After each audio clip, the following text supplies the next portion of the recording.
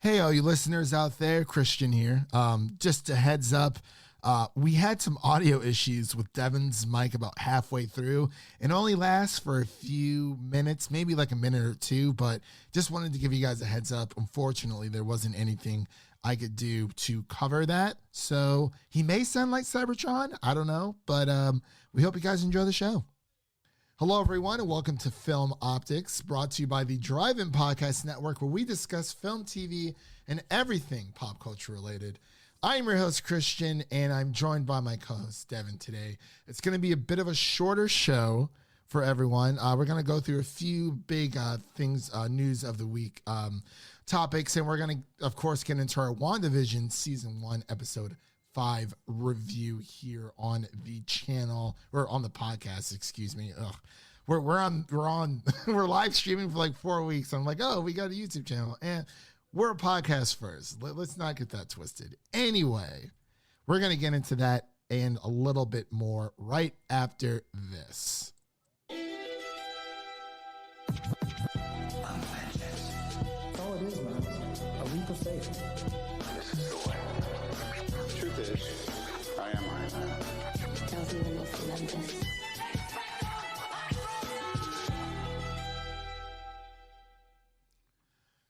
All right, and we are back. So, Devin, actually, before we begin that really quick, you can listen to our podcast on platforms around the internet. I'm just all over the place today, everyone. I'm very, very sorry. It's Super Bowl weekend, and Devin doesn't have a lot of time, so we're going to condense it. It's not going to be like super, super quick, but, you know, we're going to be covering a lot less topics, as I said before.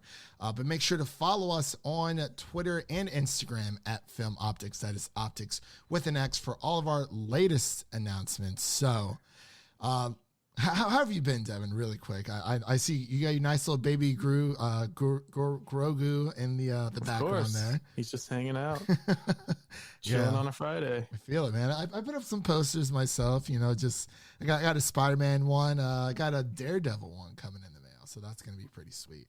Very, very excited for that.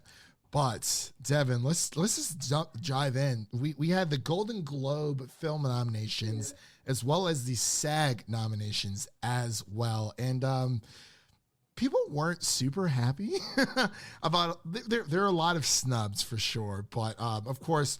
We'll just go through a few of the nominations, mainly just Best Motion Picture for Drama for the Golden Globes, and I believe there is one for the SAG as well. But for the nominations for Best Motion Picture Drama for the 2021 Golden Globes, we have The Father, Mank, Nomadland, Promising Young Woman, and Trial of the Chicago 7. See you over there, Devin. It's all right. I got you. But what were your overall thoughts about the nominations for for the Golden Globes so far? Just can't respect them.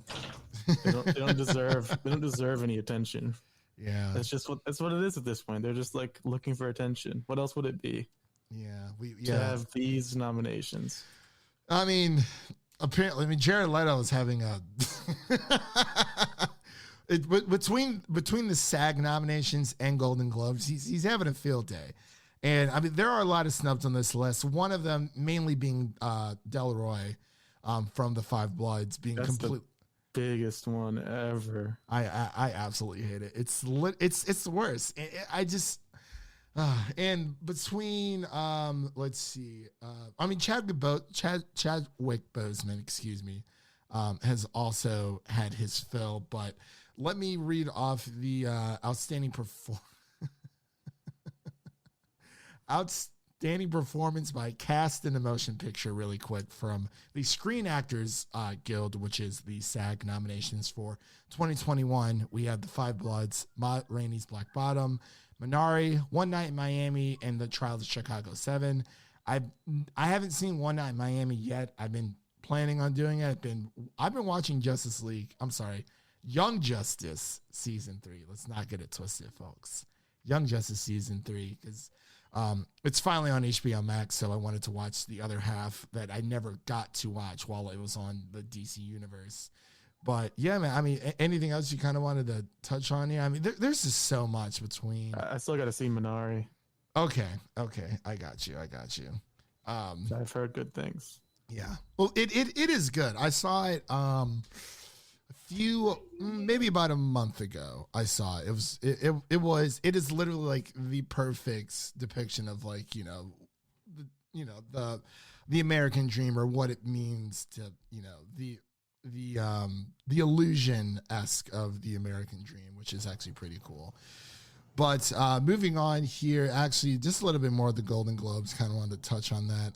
So we have, just wanted to shout this out to all my Music City Drive-In colleagues and Amanda from the Great White North, that Hamilton has been nominated for Best Motion Picture. Deserved.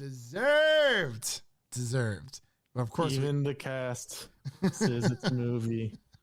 At least, see, like I always fight to say that the Disney Plus version, that cut of that,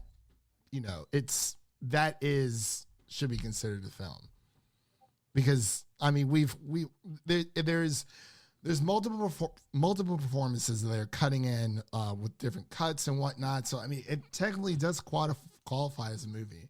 It wouldn't be here if it there wasn't. were creative decisions made. Very much so. Yeah, on film. Yeah. And also for Best Motion Picture for musical comedy, we have the rest of the nominations. We have Borat, the subsequent movie film, Music, Palm Springs, whoop whoop, and The Prom, which I never saw The Prom, but I hear it's looked really bad. I hear it's rough. I hear it's really, really rough.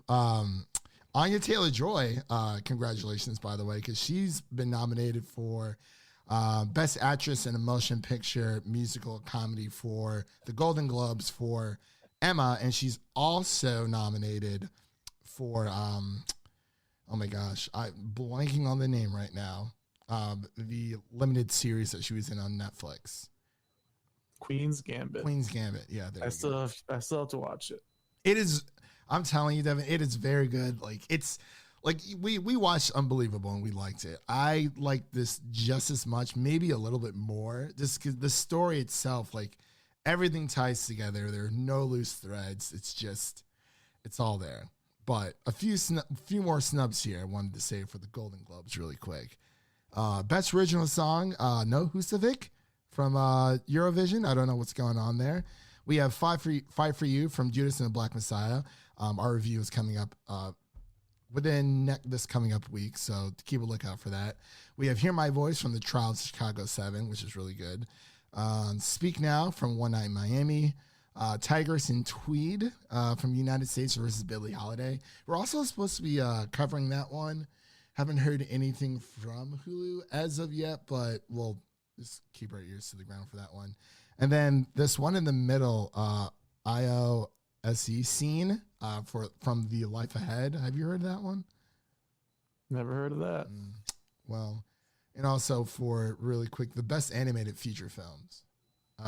This one is shout out Wolfwalkers really quick. I know Soul and Onward are there. Disney's always there. And we have Over the Moon as well. And The Croods, A New Age. Sure. Throw them in there. Yeah.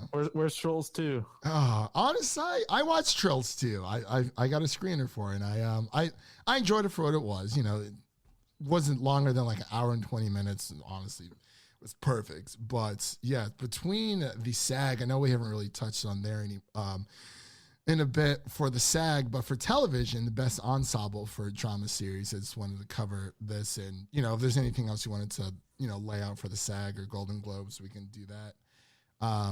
So for the best ensemble for television and drama series, we have Better Call Saul, we have Bridgerton, we have The Crown, Lovecraft Country, and Ozark. Unfortunately, I think The Mandalorian got nominated for the Golden Globes drama. Yeah, I think so. Sorry, I really need to get a new a new mouse here for this computer. But yeah, was there anything you wanted to touch on? Any disconcerts? It's a big year for women, by the way, for a lot of women directors in the Golden Globes. So shout out to them. It's just hard to even get angry at them anymore. It happens every year. Yeah, it's literally like the Golden Globes, and I'm assuming with the SAGs, but especially the Golden Globes.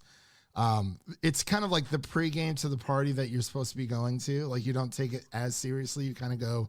I mean, I guess you could go like balls to the wall, whatever. It's just it's like the pregame before the actual Trying to get in and get out. Yeah, get in, get out. Say your hello, say your goodbyes, and then you move on to the party down the street, which is where all the frats and sororities are and whatnot. So, but anything else you wanted to kind of cover? Any other snubs you wanted to mention, whatnot?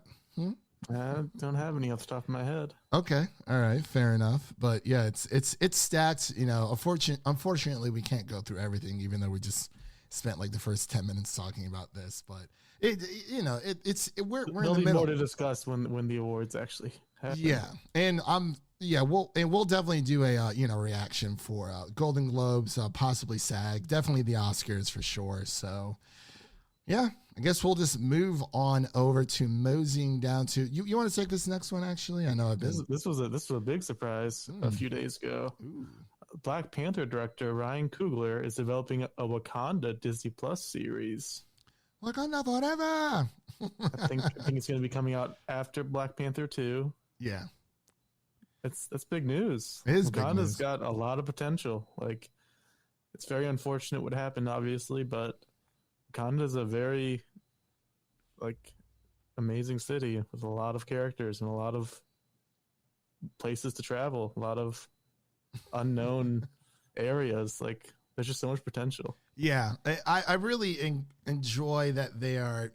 Obviously the unfortunate timing of Chadwick Boseman, losing his life. The man lost his life, so it's like and I was listening to the Nerdsuit podcast, by the way, shout out, wear one of their hoodies right now. You probably can't see it on screen, but that's okay.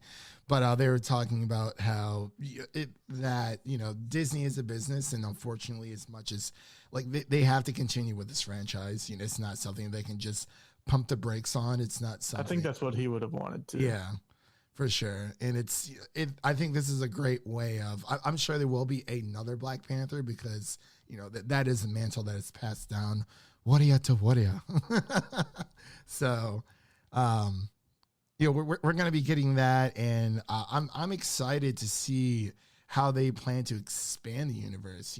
Obviously, it's going to be tough, without and I'm sure that when it came to like Star Wars, the same thing happened with Carrie Fisher. They did the best that they could. Granted, probably should not have. I mean, they had footage of her, but it wasn't like it's just not the same. But I feel like they could definitely replace someone with Carrie Fisher more so. It's for some reason I She feel has like a daughter yeah, she has a daughter. I mean, a lot of people are who talking is about an actress. yeah, and people have been talking about Millie Bobby Brown stepping in for like a younger Leia, which I think she'd be perfect at. So that's always a good thing. But yeah, I'm excited to see how they expand this universe. I mean, Disney has between Marvel and Star Wars, they have been doing a phenomenal job when it comes to expanding these universes and tying small little threads together. It may not all be this amazing coherent story with like zero tight or like airtight plot holes, because I mean that's going to happen with any major franchise, but they've been doing a great job. So congrats, Ryan Coogler. I'm very excited. Speaking of Disney doing a great job and exciting things, today was some huge news we got. So we got Willem Dafoe spotted on the Spider-Man 3 set. I'm very excited for this film. I'm just a little worried because, we're getting all these, rumors and whatnot. And Kevin Feige himself said, a lot of the rumors are hit or miss because I want it to be Tom Holland's story. I don't want to be like, oh yeah, well, like you guys like Tobey Maguire, we're going to give you Tobey Maguire. You guys like Andrew Garfield, we'll give you Andrew Garfield. And it's like, I mean, a small little cameo, like quick little scenes, I'm fine with. I was worried, just like you are before, but the more these things are coming out, the more excited I'm getting. I need to see a trailer. The first two Spider-Man were they were very contained personal stories for Spider-Man. They didn't have a lot of relevance to the rest of the entire MCU. But for the third one, it seems like they're just going all out. Like, it's not just his own little story anymore. Yeah. They're bringing in all these people. There's going to be Doctor Strange. Maybe Wanda shows up. Daredevil. Oh, Daredevil. All out. Daredevil I'm more good. excited for. Like, I'm more excited for Doctor Strange and Daredevil, like Matt Murdock versus Tobin, like the old school Spider-Man, actors and actresses. Like, it'll be great. But I mean, obviously, that's where Doctor Strange comes in with the multiverse. So it's like they've really thought this out, and it's as long as they provide a great ride, great entertainment, good story. I'm all here for it. I just don't want them to lose sight of that. Hey, like Tom Holland is Spider-Man now, and he's been building a career of his own. Between Cherry, Uncharted, Spies in Disguise, Onward. He's trying to. I think he's doing a good job of not just saying, hey, like, I'm not just Spider-Man, like I am in other roles. And even with Devil All the Time as well, like I thought he did a great job in that film. That was great. But yeah, Willem Dafoe, I mean, I love Willem Dafoe. I mean, I'm here for it. I just want them to, I don't want it to be all over the place, like freaking Wonder Woman 1984 with all these wishes and like all this other crazy stuff. That doesn't make any sense. We can never not trust Feige again. Like, that is true. What he's doing with WandaVision, oh man, how risky that was, and how much is paying off. Like, we have to trust this man with every project he has. He knows, and Feige we trust, and Feige we trust. So yeah, and also Tom Holland had kind of commented this week saying that Spider-Man 3 is the most ambitious standalone superhero movie ever made. Which there's also that Instagram post he had where he had the best was that his brother? Best day of his career or something. Like, yeah, an amazing dream came true. So yeah, people were kind of speculating what that means, but there's big stuff happening on that set. Really big stuff. I'm very, very excited for that. But yeah, not much else to say there, but we do have a little bit something to say about this next story. We got Nintendo. Nintendo. Yeah, we got a little bit of Nintendo reportedly scrapped a live action Legend of Zelda series with Netflix after the news of the project leaking online. And I read into it a bit. I mean, it was definitely on the fault of Netflix, but I'm like, this is kind of just classic Nintendo being Nintendo. I mean, are they allowed to, do whatever they want with their own property? Yes, that's why they rarely buy third-party studios. And I think they just picked one up about a month ago or a few weeks ago. I forgot the name of them, but they did games like Mario Strikers and what have you. But I don't know. I wanted to get your thoughts about this first, actually, so I'm not ranting here for like 20 minutes.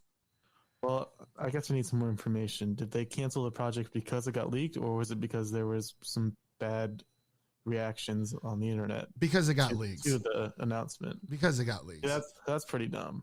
Yeah. Now, if it feels because there were some bad reactions, like they were just testing the waters, that's fine. That happens all the time. Yeah. But if you're just mad that it got leaked, like, that shouldn't stop you from releasing a possibly great show. Yeah, and a little bit here, backstory of it, so people kind of understand what's going on. As reported by Eurogamer, the U.S. comedian Adam Conover, who was aware of there was like a secret Star Fox claymation project going around the same time, and it revealed that Nintendo, canceled that adaptation of the video game. Like, it's some crazy stuff. Like, suddenly there's all these reports of Netflix wasn't doing Legend of Zelda anymore, and I guess it was Adam Conover. He said, like, what happened? Oh, Adam Conover from yeah. Ruins Everything. Yeah, that guy. And he's trying to figure out what happened, and someone was like, oh, like someone at Netflix leaked the Legend of Zelda thing. And I guess they weren't supposed to talk about it, so there probably was like an NDA involved. Nintendo freaked out and they pulled the plug on everything, which is totally Nintendo. Like that is something they would totally do. And I mean, they're within their right, but like, I just think it's a bit of an overreaction. Like Nintendo needs to learn that, you know, this isn't, you know, the E3 or anything where everything's closed, you know, into like a sealed bag. Like plot details got leaked or anything. Right? It's just like the idea of the show got leaked. It wasn't the plot details, was it? Well, so say that one more time. Say that one more time. You're coming in a bit Megatronish robotic. Was it the plot details that were released, or was it just the show? I believe it was just the show itself. It doesn't say anything about plot details. Yeah, there's like no reason to do that. Devin sounds like a robot right now, but that's okay because hey, it is what it is. But I'm sure it'll. Hey, he's a bit fuzzy right now on the screen, but that's okay. Wait, that's failing me. You say you're what? The internet is failing me. You guys have AT&T? Maybe. All right, but yeah. So yeah, Nintendo's just being a bit weird. Also, if you wanted to leave Devin and come back out, you know, I can just keep it rolling until then. So you're not sounding like Megatron like the rest for the WandaVision. So we're going to wait for Devin to come back. Just left the stream for all you audio listeners out there. I hope you're having a wonderful weekend. And we're very excited for the Super Bowl this week. So I'm going to bring Devin back in here. Do I sound like Vision? You sound better. You sound like Wanda. Okay, that's good.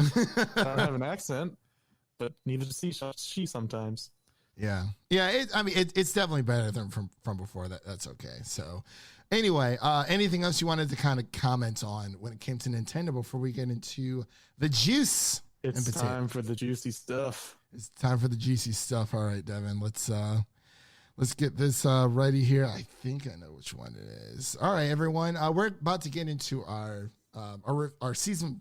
I always do that. Spoilers ahead. Spoilers ahead, of course. You know, we're going to get into some spoilers for episode 5 of WandaVision starting now.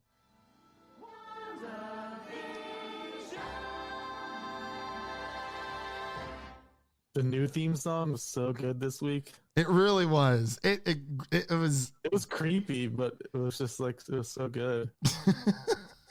I loved every second of this episode. Of course, like Devin said, we're gonna get straight into spoilers. I know, you know, it is very tough nowadays to just, you know, go like wake up, go to work, do your thing, and then, you know, hey, I have something to look forward to after work. I'm going to watch WandaVision. You know, the new WandaVision. You had to stay off the internet for that today. Yeah, I actually had to That's why I watched it so early this morning. I was like, I'm getting this out of the way. Yeah. I'm not getting spoiled. Yeah, I literally watched it right before I had to go into work. And I was like, I have to, because like I know I'm going to be on Twitter and someone's going to say something. I did post a spoiler today, but I gave people a notice. Number one. You know, you kind of like push the picture all the way down with whatever emoji thing. And some people didn't like that. Some people did. But I was like, hey, I mean, if you really didn't want to know, you could have just don't look and just keep scrolling. That's literally what I do. But, Devin, let's just talk about this episode. Like this, it was a little bit longer this week. 40 minutes. 40 minutes. Solid. Yeah, I was.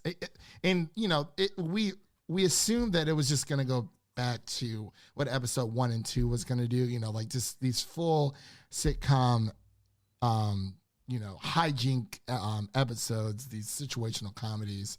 But it, you know, it goes. I'm so glad they're going back and forth. Like they're not just sticking with one or the other. Like that's just perfect formula. Yeah. And I you know, since we're getting towards the end, we have 4 more episodes left. And I had a feeling they were going to kind of switch back and forth. I was like, well, maybe let's do half and half. I was like, no, you know, they're going back and forth, showing us on the both sides right now. And it's like, wow, this is just every single week. I keep telling people, like, I feel sorry for the people who just fell off after the first 2 episodes. It's like, Not gonna lie, like I feel like when we look back on this series, the first 2 episodes are gonna look kind of rough, but they were kind of necessary though to set everything up. But just the way they framed it, I could see where someone more casual would feel kind of that it's kind of a lost cause for those first 2 episodes. Yeah, they didn't really, but even Marvel they didn't fans show were you pulling what was out. coming. Yeah, but it's like even with the first, I mean, I'm definitely going to go back and rewatch it start to finish as soon as like the season's over. But like I love how it brings us into this world. It shows us the mind of Wanda and what's going on. And then, technically the first 3 episodes, and it's like, okay, like, but like there's always this like looming threat. And then like finally episode 4, which I think is floodgates just open. Yeah, it just starts opening up. Like I feel like if the floodgates opened up, like I guess they could have done it like maybe an episode earlier, but it like, setting up the twins and whatnot, that's what really kind of like I like things when they build up. It's kind of like the first season of Game of Thrones. Anyone like one of my friend's fiancés right now, she's never seen Game of Thrones. They're watching it together, and she says she likes season 2 better than season 1, but it's like even during the beginning, like everything does move slower. Granted, this Game of Thrones season 1 is 40 to 50 minute episodes, and there's 10 of them versus the episodes we've had with the WandaVision, where they're roughly have been up to until this week around 25 to maybe 30. So it's like, things are a little bit more fast paced, time is more compressed. So a lot more things are happening at once. But I mean, it just takes time. I think they are necessary because it's like dropping little clues and, episode 3. Wow. Episode 3 gets like really good. And then you're like, oh, wow. Like season 4 shows you, episode 4, episode 4 shows you like the other side. And then 5 is just, yeah.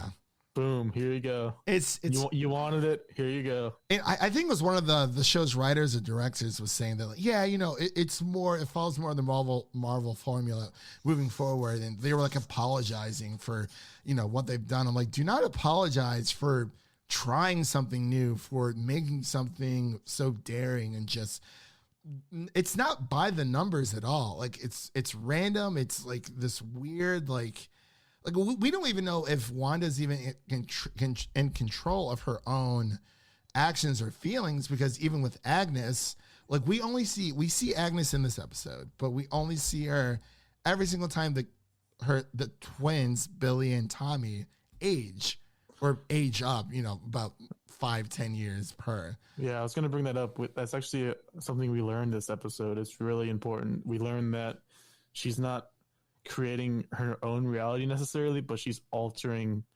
current reality. Yeah, because Monica Rambeau's clothing was turned into bulletproof clothing because that's what she wore going in.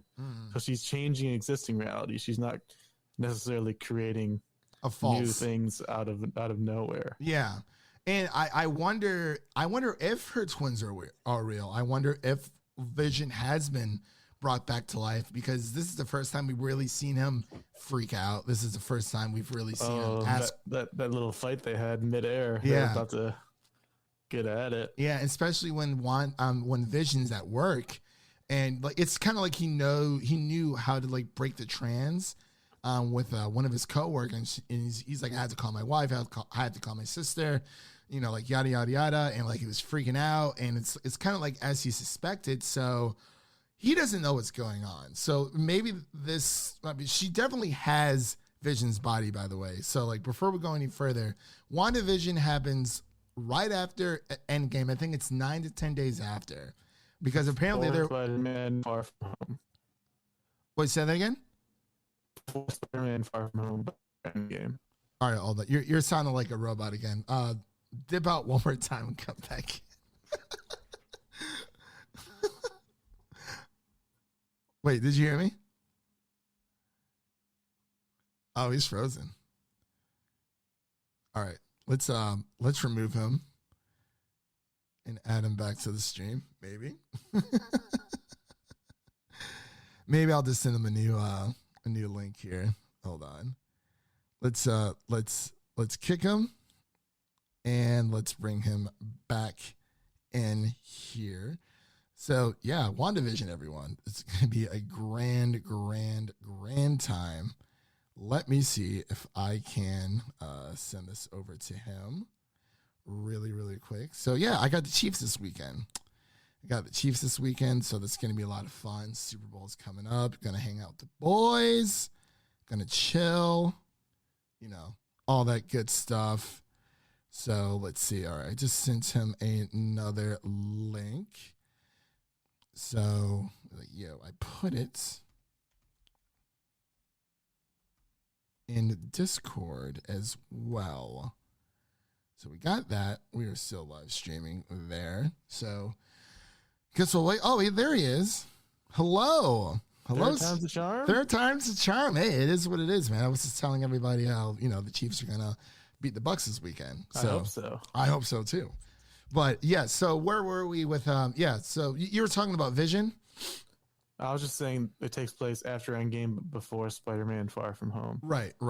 Yeah. And yeah, that's very important. And I guess we were supposed to get a post-credit scene after Endgame with Wanda stealing Vision's body. Yeah, that would have been awesome. But I mean, we do see it from a bird's eye view type of situation. I can see why they took it out, though. It kind of takes away from the moment.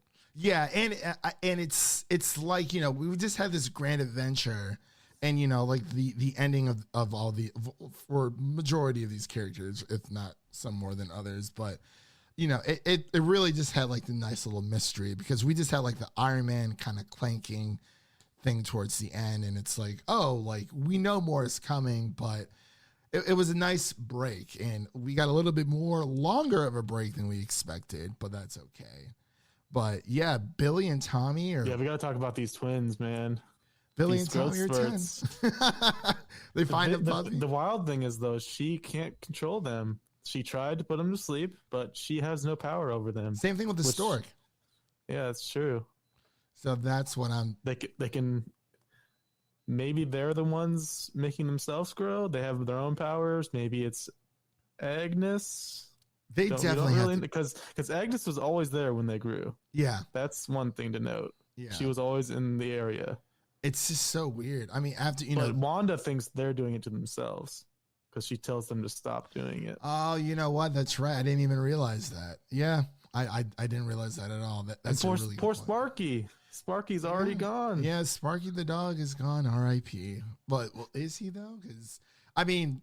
Because the kids know that she can bring things, that she can do things, and also very. I like how the kids caught on to her quicker than Vision did. Yeah, and Agnes, because even during the very beginning, where she comes in and she's like, "Oh, do you want me to do that line one more time?" And then it's like as soon as the episode starts, we get this really weird this pit in our stomachs, what is going on? And she's who is this witch? What is she doing? Yeah, she's like, what? She's like, the line, do you want me to do it again? And then Vision's like, what's going on? Yeah, he's been suspecting something for a while, but it's like, I don't know. It keeps you guessing, and I love it. I mean, I love people theorizing about it, but I'm more of just enjoying the ride for now, just to see what happens, because wow, it's crazy. The whole, we actually see Wanda come out of her bubble, and she's wearing, the same exact clothing. And she pulls a Magneto, like father, like daughter. Turn those guns on you, buddy. Yeah, how's that feel? Yeah, that was, oh my gosh, hold on, sorry, we had some Discord issues there. Close that out. Get 1,000 notifications at once. But yeah, it's, she came out, she was like, yo, what up? Her accent is back, first of all. It is back a little bit. In reality. Yeah, and I mean, that is one inconsistency. It doesn't necessarily bug me all that much, because it was there and then it kind of went away. And they're like, oh no, it's always been there. And it's like, I mean, honestly, at this point, I mean, it's not even it's a super small nitpick, but yeah, it is there. But it's she was like, here's your little drone. You can have this back. Dude. Trying to attack me. When her dumbass. her eyes glue up, I was like, oh, it's over. But she can control what's in and out of frame. So that's something really interesting.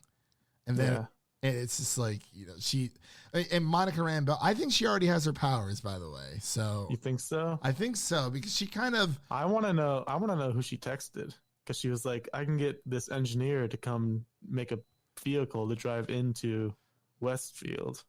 Who is she texting? Watch me, Tony Stark. No, I'm just joking. I don't know.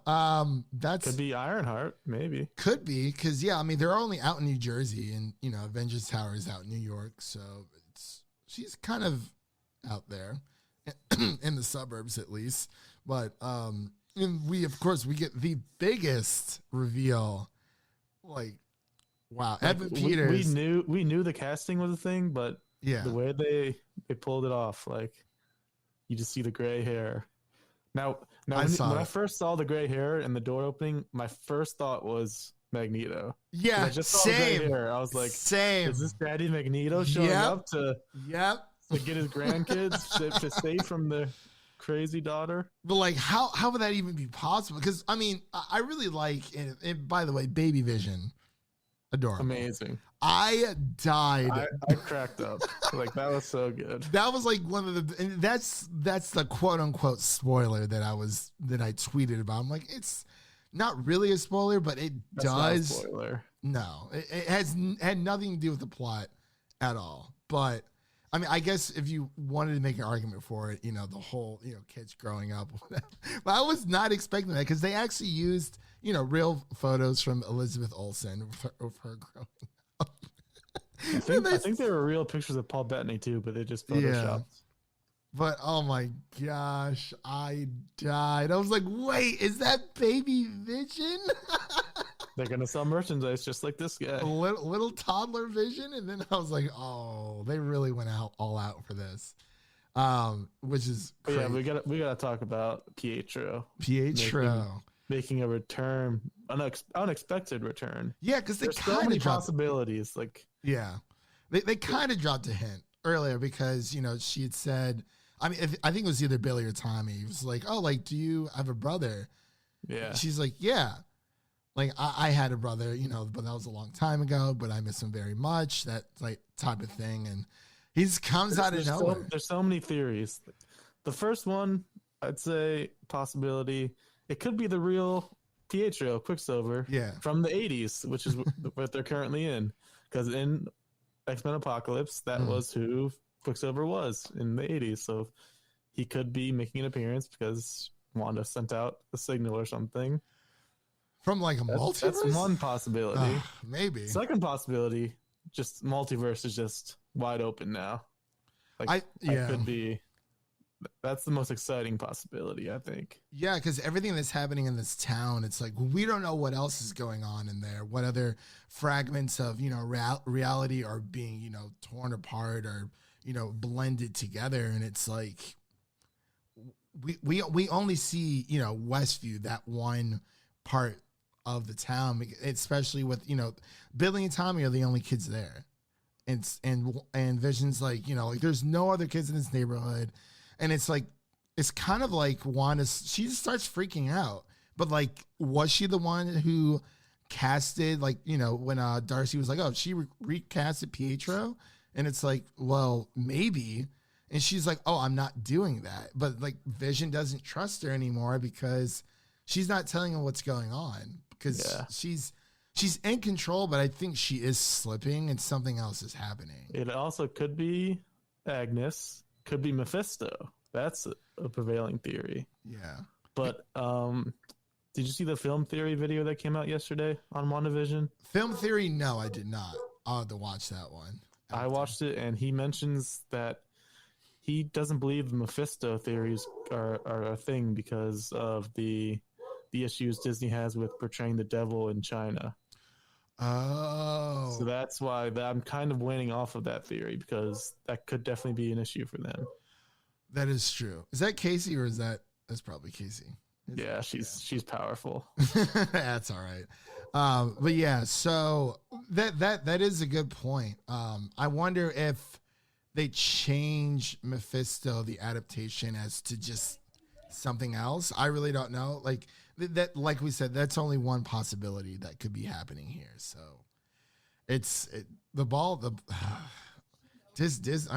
Marvel's done it again, man. It's just I'm really excited for Loki. Same with Falcon and Winter Soldier. I'm not sure what's gonna happen there. We kind of got a little bit of news with Don Cheadle's gonna be in that series, so that's always a cool thing. All right, well, I'm running out of time here, so we should. All right, you want to get into scores? Yeah. We predicted this the first 2 episodes. We were like, it's gonna get better every episode. Yeah, and that's exactly what's even the Rotten Tomato scores. Yep, every episode's gotten higher. I'm going to 95. Oh, I'm going 100, bro. I'm going 100. This is literally the best one we've had so far. It is the best so far, definitely. Absolutely love it. But yeah, so we're actually going to end here, everyone. You know, Devin's got responsibilities and whatnot. So, of course, Malcolm and Marie is out this weekend. So go check that out on Netflix. Go listen to our review over on our podcast, available on podcast platforms everywhere. We'll be doing our Judas and the Messiah review sometime this coming up week. Possibly Billie Holiday, if we get that, in our Invincible review, or our first thoughts about that. We'll get into that a little bit later, but it's time to say goodbye. And that's a wrap for today, everyone. Thank you all for listening. And make sure to check out the other shows over on MusicCityDriving.com. Subscribe to our show so you never miss an episode. That was Devin. My name is Christian, and we'll see you guys in the next one. Peace. Bye.